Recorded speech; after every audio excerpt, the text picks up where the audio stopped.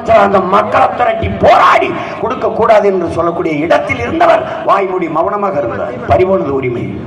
இன்னைக்கு வரைக்கும் அடிக்கிறான் மீனவனை, கேட்க நாதி கிடையாது. மருத்துவக் கல்லூரி நீ தொடங்க முடியாது, அவன்கிட்ட அனுமதி வாங்கணும். எடுத்துக்கொண்டு போனது அவர்கள், கொடுத்தவர்கள் இவர்கள். வரி மொத்த வரியும் சுருட்டி கொண்டு போனான் இவர்கள் தான். இந்த கட்சி 2 கட்சிகள் தான். தமிழ்நாடு தேர்வாணை, அதுலதான் தமிழ் படித்த தமிழ்நாட்டு பிள்ளைகளுக்கு வேலை வாய்ப்பு இருந்தது. அதையும் திறந்து விட்டார்கள். யார் வேண்டுமானாலும் வந்து எழுதலாம். வட இந்தியர்கள் கூட 2 ஆண்டு கழித்து தமிழ் படித்துக் கொள்ளலாம். கையெழுத்து போட்டு தாரை எடுத்து கொடுத்தது அந்த அதிமுக. எல்லா உரிமையும் கொடுத்து விட்டு மறுபடி இந்தியாவை காப்பாத்து. பாகிஸ்தானுக்கு இந்தியாவுக்கு சண்டையா காப்பாற்ற போற, இல்ல சீனாவுக்கு இந்தியாவுக்கு சண்டையா காப்பாற்ற போறீங்க? எது காப்பாற்ற போறீங்க? எங்களே யாரு காப்பாற்ற?